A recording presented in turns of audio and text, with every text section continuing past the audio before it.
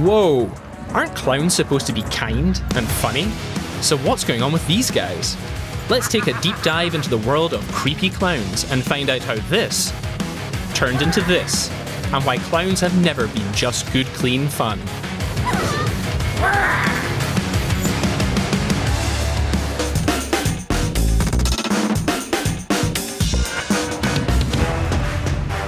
There's something about clowns that can make us really uneasy. Or does anyone actually find clowns cute? I think clowns are funny. Normal clowns are funny. They're always around making sure people are laughing and having a good time. They wouldn't hurt anyone.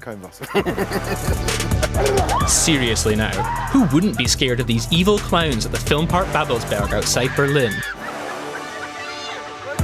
But the visitors look like they're loving it, or at least most of them. I'm scared of everything. I actually peed my pants when I was here last year. This year I'm wearing a pee pad. I really am. I'm totally terrified. Have you always found clowns a bit sinister? Well, you're not alone. It's probably because they're covered in makeup and weirdly disguised. They can't be real. Ever heard of coulrophobia? Coulrophobia, an excessive, persistent and irrational fear of clowns. Situations in which clowns may be encountered are often avoided or else endured with intense anxiety and distress. Fear of clowns is actually recognised as a phobia in psychology. But where does it come from? When I think about it, there's always a clown at preschool. We're not afraid as children, we think they're funny and quirky. I really believe it's because of the film industry.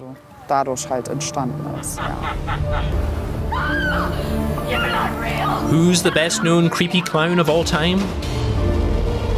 Was it Pennywise?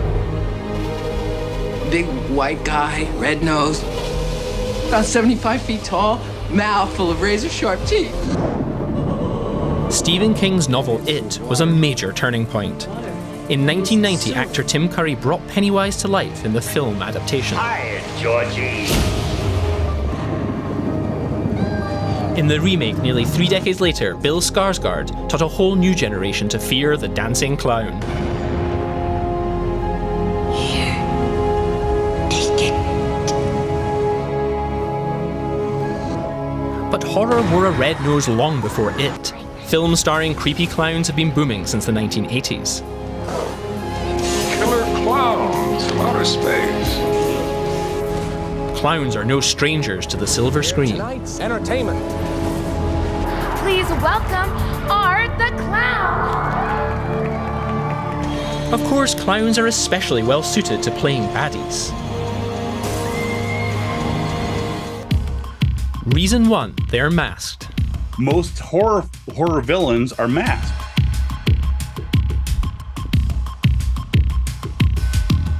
You think of, Freddy Krueger, Jason, Friday the 13th, Killerface, the Scream figure. Because masked figures are menacing. You see facial features showing a smile, but you don't know what's behind that smile, and that's what's bizarre or uncanny. You can't guess at the facial expressions, so you don't know what's going on inside that person. What are they going to do next? But not only do you have the mask, but the mask is an integral part of the character. It all sort of fits together perfectly. Reason 2, they're silent. Many clowns, if you look at their performances, they're silent. And it's not because they're trying to be creepy, it's because they're in touring circuses, right? And so they may go to 20 countries and they can't learn 20 different languages to perform there, but that silence can sort of help to create the uneasiness and the creepiness. Another characteristic feature that can easily be taken to extremes for shock value. I experienced this myself yesterday. I was just being quiet, not saying anything. No facial expressions, no gestures, just standing there. And I think people need something to interact with so they can react back. So silence can send a bit of a shiver down the spine. Reason 3, they're unpredictable.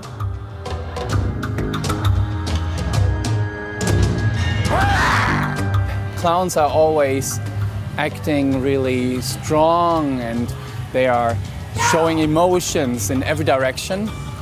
And so strong that I think some people might not know if that's true, if that's real or not. And then they can like switch over to another character in a moment.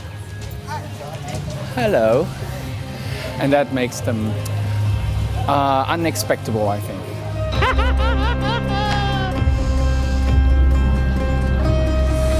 What many don't know, shadowy clown characters are deeply rooted in our history.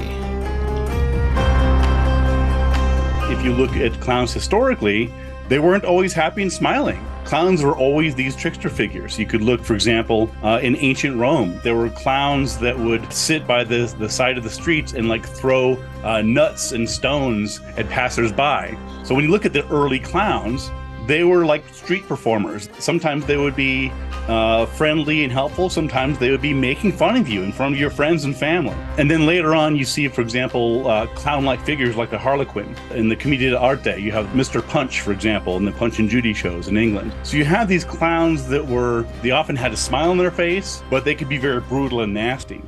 That ambivalence was personified by one British actor in particular, Joseph Grimaldi. Considered the archetype of the modern clown, Grimaldi once said of himself, "I am grim all day, but I make you laugh at night." On stage, he was, happy and smiling and performing, but when he got off stage, he had a very difficult life. He was an alcoholic, he was a broken man, he was injured from all his performances. But this man was one of the Regency era's most beloved entertainers and the inventor of the iconic white clown makeup, the standard to this day. It's like painting a picture. With a good foundation, you can create contrasts, which isn't easy with other colors. I use black and red, so a white base is ideal because they stand out. Good or evil, behind the makeup there's always a human being with a personal story. I believe clowns are just people who've been through a lot in their lives. I've faced a lot of negativity myself, experienced and seen many cruel things. I think at some point you start to process that, and then find the clown within yourself. And you realize, okay, I can show society what I've experienced and maybe make them think.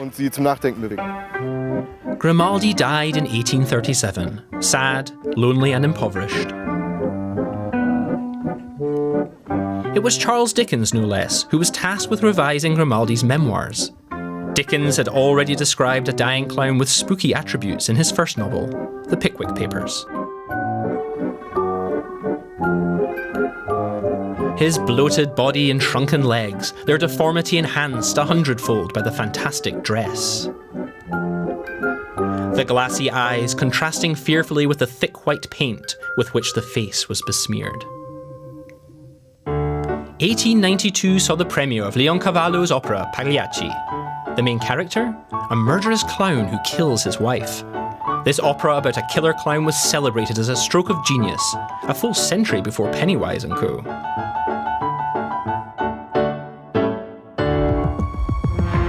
But in fact, not all evil clowns are fictional. By far the most famous or infamous real killer clown was serial killer John Wayne Gacey. He is sort of the go-to killer clown. Gacey murdered at least 33 young men and boys and was sentenced to death in 1980. Photos of Gacey dressed as Pogo the Clown went around the world. But when you look at Gacey's actual history, he wasn't a clown. He was a building contractor. He performed as a clown a few times in neighborhood events, but he was not a professional clown. He never killed anybody in costume. He never tried to lure anybody through clowning. John Wayne Gacey's story has been filmed numerous times. I have no remorse. Clowns can get away with anything. Clowns can get away with murder. It wasn't just the media that hyped Gacey as a killer clown. Part of the reason that to this day Gacey is known as the killer clown was he promoted that idea. He was very instrumental in making sure that he was known as the killer clown. He was loving the attention. He recognized that he was the evil, scary clown, and he would do paintings of himself and sell them. as Pogo the Clown. The line between fiction and reality dissolved completely in 2016 when a veritable wave of clown terror broke out. A spate of threatening appearances by clowns in the US has spread to Europe. Videos of this are all over social media.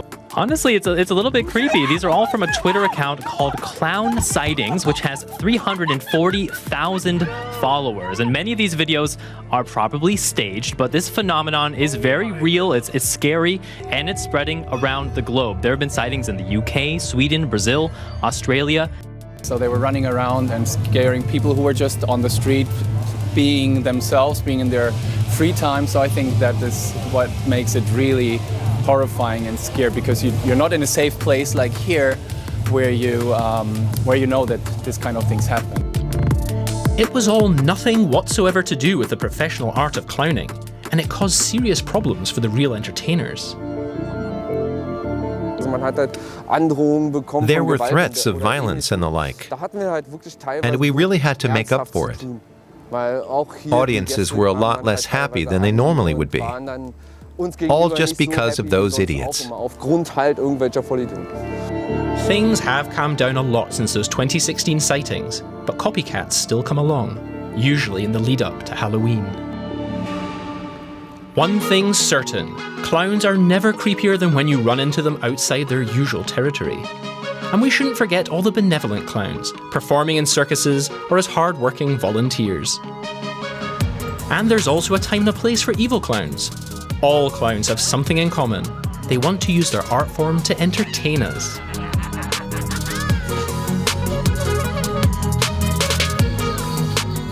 Behind every clown mask, bloody or not, is a multifaceted human being. It's what makes clowns so fascinating, and sometimes scary. How do you feel about clowns? Let us know in the comments.